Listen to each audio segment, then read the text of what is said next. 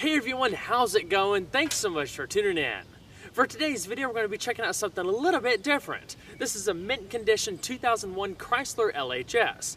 As a former 300M owner, I'd always wanted to drive the LHS and see how it differed from the 300M or even one of the newer Concorde Limiteds, but I haven't gotten my chance to do so until now. It's not one of those cars probably a lot of people get excited about necessarily, but this will be a lot of fun for me and I hope you guys enjoy. As always, this is going to be a detailed, in-depth review of the LHS. We'll start it up, show the engine, get an exhaust clip, go over the performance data, take it on a thorough road test, and show you many of the unique aspects throughout the interior as well as exterior.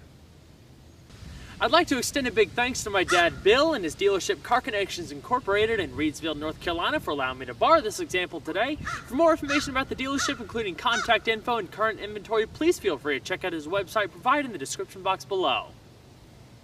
So without further ado, let's go ahead and hop on in, start it up, let it run. This example is finished in bright silver metallic paired to a dark slate gray Royale leather interior with partial perforations across the middle of the seats.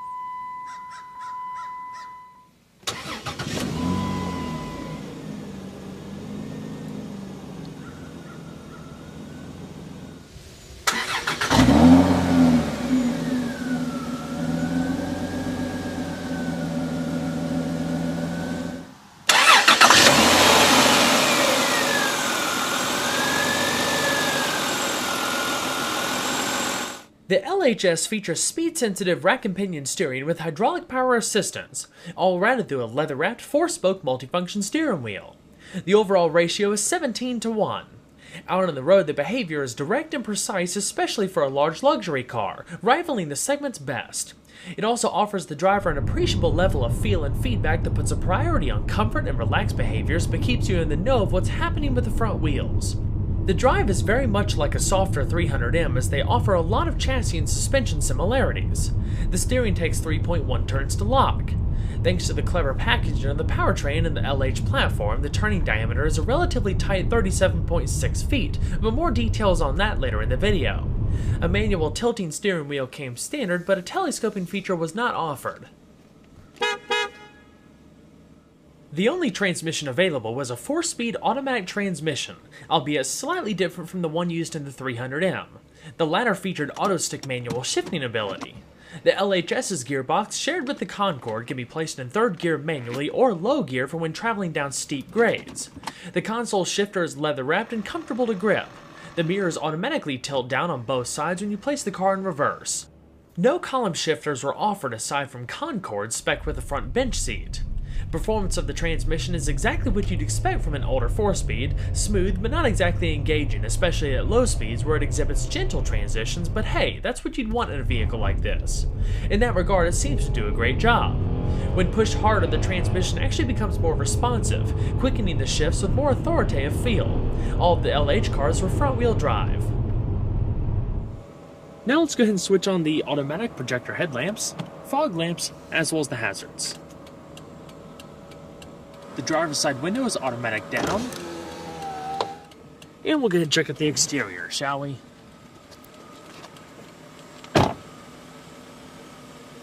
For 1994, Chrysler introduced the all-new LHS alongside a redesigned New Yorker, a year after the 1993 debut of the revolutionary LH platform that underpinned the Concorde, Dodge Intrepid, and Eagle Vision.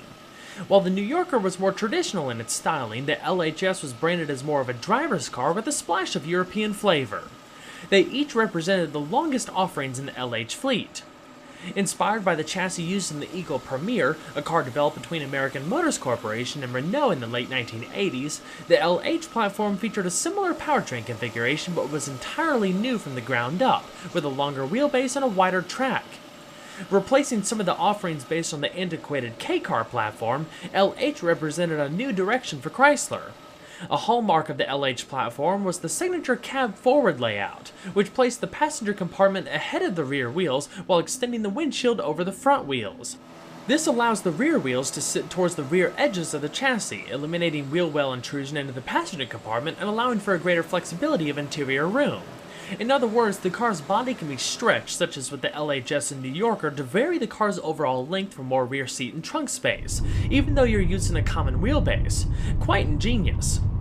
Even though the cars were front-wheel drive, they featured engines that were longitudinally mounted, which allowed for a lower hood line, easier maintenance, and the tighter turning diameter like I mentioned earlier, in addition to maximizing overall interior space. The second generation of LH cars were launched for 1998, beginning with the Concorde and Intrepid.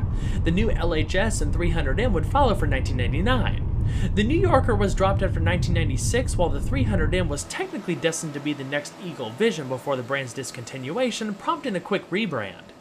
Continuing on the same wheelbase as the earlier cars, the Gen 2 cars received a host of chassis revisions and other improvements, including a thoroughly updated engine lineup that took the cars to a whole new level of engineering, refinement, and driving dynamics to rival the segment's best. The new LHS benefited from a redesigned body in white that not only helped it reduce weight in key areas, but boosted interior shoulder space, trunk space, and side impact protection, in addition to increasing torsional rigidity and bending strength by 37% and 46% respectively. More lightweight, high-strength steels were used in the front and rear longitudinal rails, B-pillars, and door beams, which helped save around 40 pounds. An aluminum hood was even used on both the LHS and the Concorde, a first for a higher volume Chrysler product, reducing weight by 19 pounds over a comparable steel structure. Along with a new cross-car beam underneath the instrument panel for added torsional and steering column stiffness, the front and rear suspensions received updated geometry. All of this put together led to cars that were designed to deliver more innate road feel than what you'd expect out of this class, making them feel more connected and dynamic. The LHS is nearly 10 inches longer than a 300M, but 1.4 inches shorter than a Concorde. All of them shared the same length wheelbases, width, and height. Of course, with the added length came greater passenger and cargo space. In terms of rank, I'd describe the Concorde as the entry-level big car with less powerful engine options and a simpler, less premium interior. The LHS was full-on luxury sedan, while the 300M was the sportiest offering. The latter was also more friendly towards the European market. To this day, I've always considered the styling to be one of the car's strong points. The LHS specifically is such a presence, long, sleek, and curvy to the point I think you can compare it to the four-door coupe styling we see a lot of nowadays. The sloping silhouette is highly aerodynamic, boasting a drag coefficient of just 0.308. The body lines flow smoothly and evenly from the hood and over the roofline before tapering over the deck lid, creating a sense of motion. At its introduction, the LHS was the only LH car to feature full projector headlamps. The egg crate grille chrome detailing and glossy black trim pieces are nice finishing touches. I especially like the prominent polished exhaust tips out back.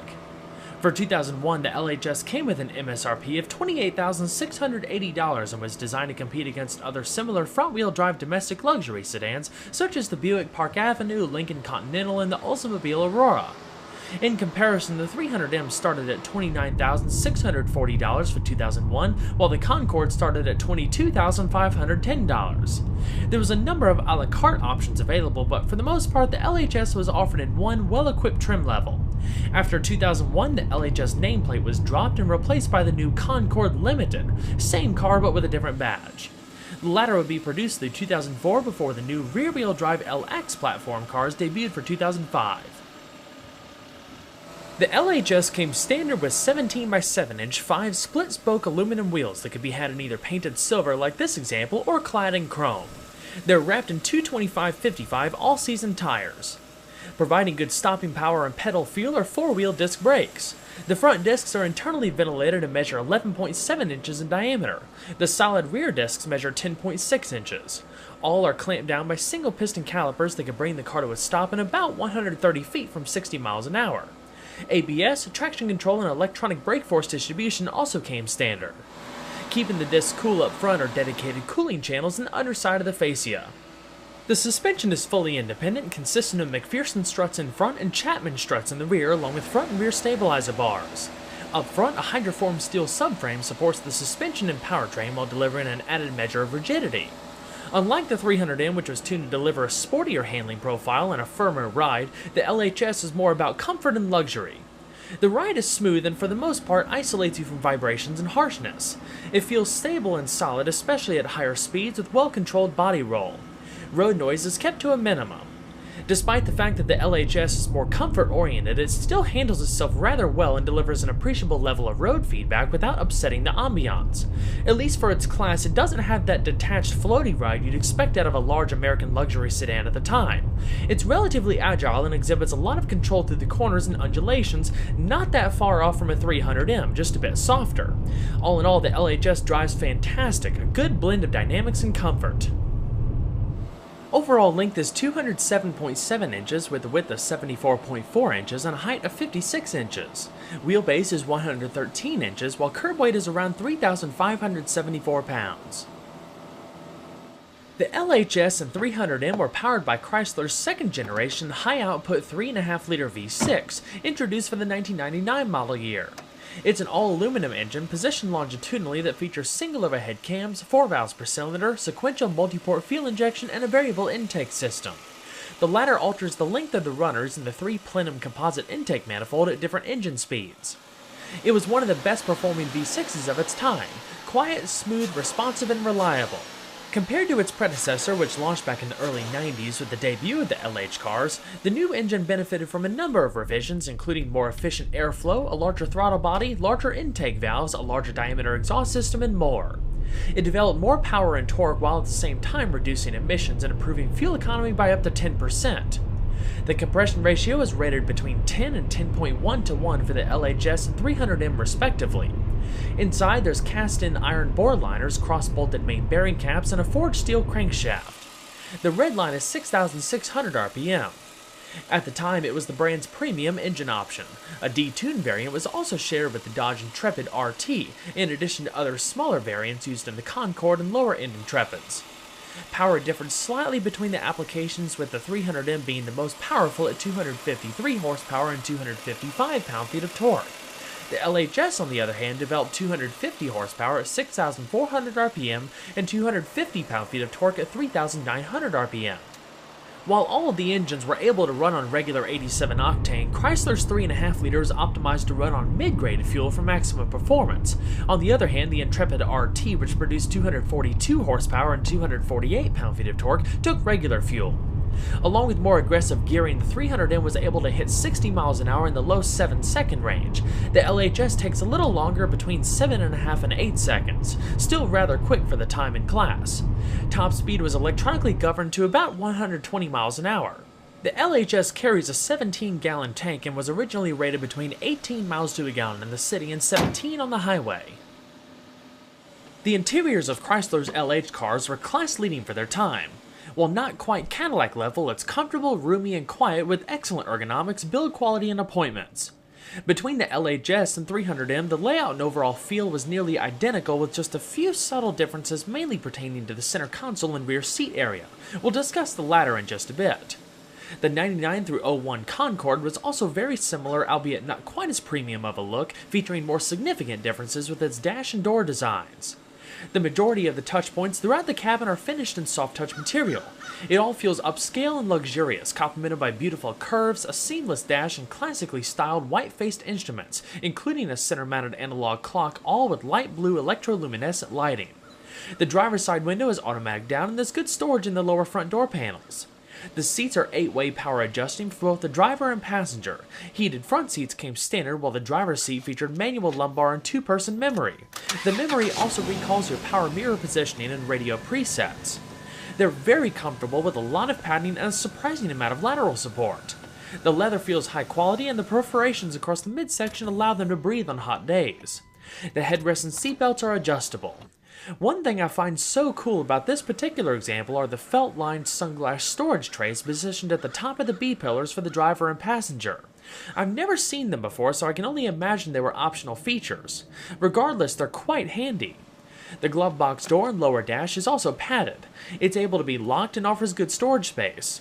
The faux wood trim you see across the doors and dash came standard, but a new option for both the 300M and the LHS for 2001 was genuine California walnut wood trim. If specified, you'd also receive a leather and wood steering wheel, very pretty in person.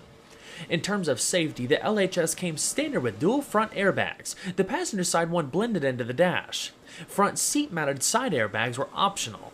Ultra-high tensile strength steel sideguard door beams along with other reinforcements boosted side impact protection for the second generation LHS. A manual tilting steering wheel came standard while a power sunroof was optional. The LH cars were very forward-thinking when it came to traditional luxury and simplicity.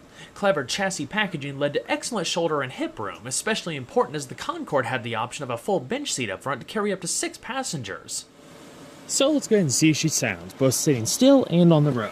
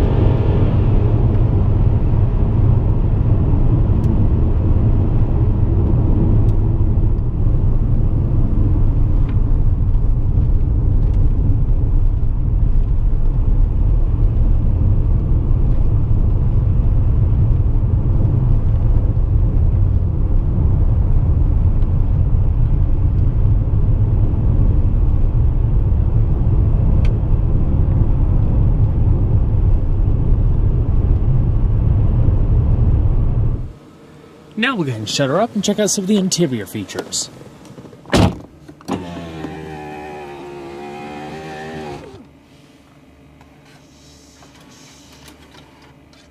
The LHS was available with 2 Infinity 2 spatial imaging sound systems. The standard 240-watt setup shown here consists of 9 speakers and features an in-dash CD and cassette player along with AM and FM radio. A fine setup for the day that's easy to listen to with a nice balance of power. Around this time, or perhaps even the years following, Chrysler also began offering a small in-dash navigation system for these cars. The optional sound system put out 360 watts and added 2 additional speakers and a 4-disc in-dash CD changer. A new feature for 2001 was the addition of steering wheel radio controls located on the back of the upper spokes. The placement is very natural and ergonomic and continues to be used in numerous Chrysler products to this day. Up top you have padded visors with an auxiliary sunshade off to the right, as well as illuminated vanity mirrors that you can dim. There's an auto-dimming rearview mirror, and in the top stack, 2 reading lamps as well as a driver information system and 3-position garage home link. Off to the right, you have a compass and your outside temperature by that button right there, and this one cycles through the other menus, such as a digital clock, you can have it blank, fuel data, and more. You can change the units right there and reset some of your fuel parameters with the reset button. By far one of my favorite features of the LHS and 300M's interior is the analog clock located right in the middle of the dash. There's the Chrysler emblem right in the middle and matches the white face and black needles and stuff of the instrument cluster. Continuing down the center stack, You have an electronic automatic single-zone climate control system in the very top, very easy to use, fan speed off to the left, one-touch automatic, temperature right there, AC, different zones, and front and rear defrost. There's even an audible beep that lets you know when you make a selection.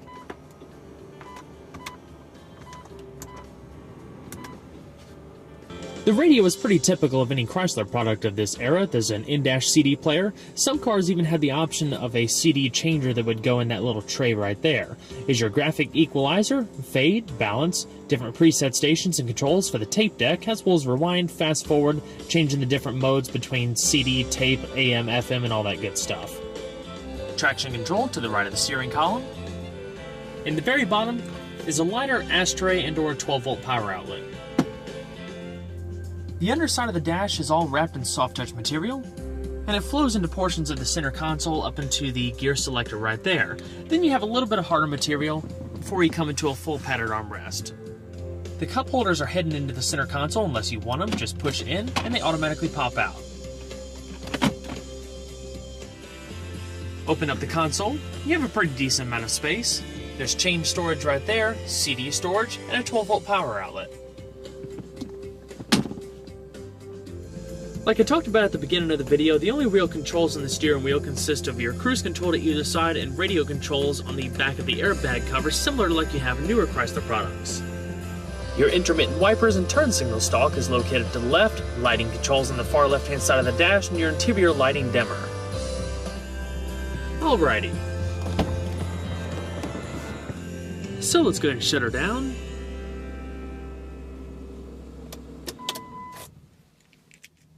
Now we'll go ahead and check out backseat comfort, space, and amenities.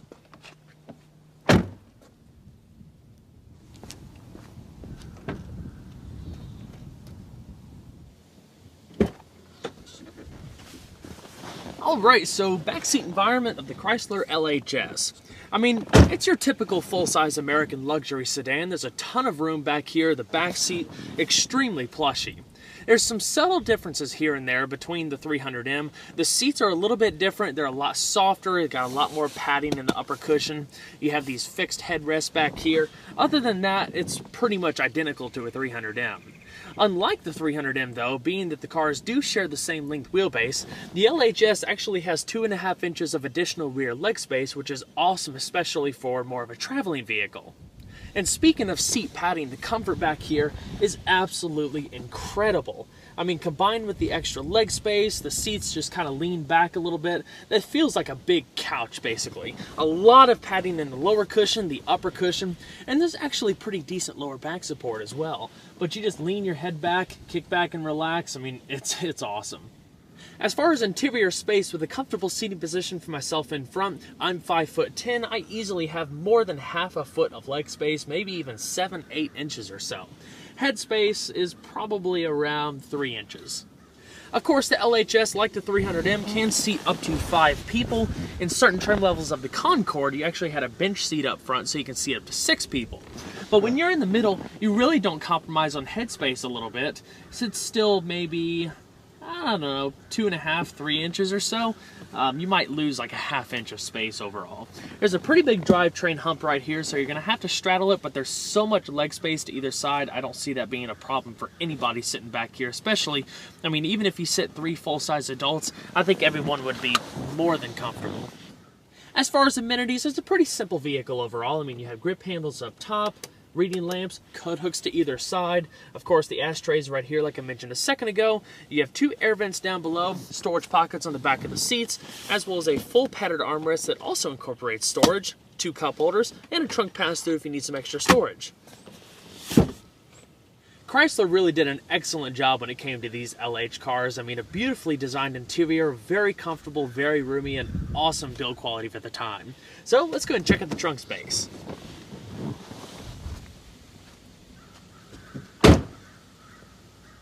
Thanks to the added length over a 300M, the LHS, and the Concorde for that matter, boasted more trunk space. It's a total of 18.7 cubic feet compared to 16.8 cubic feet in the 300M.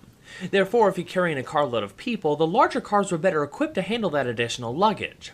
However, the 300M still had greater flexibility with being able to stow longer items with its 60-40 split folding rear seat. The LHS's rear seat was fixed, but it featured a trunk pass-through in the middle for skis and the like. Underneath the trunk floor is a temporary spare tire, while a matching full-size tire and rim set were also available. Everything is lined in carpeting, including the trunk lid, which is supported by a pair of external gas-charged struts to maximize storage space over hanging trunk arms.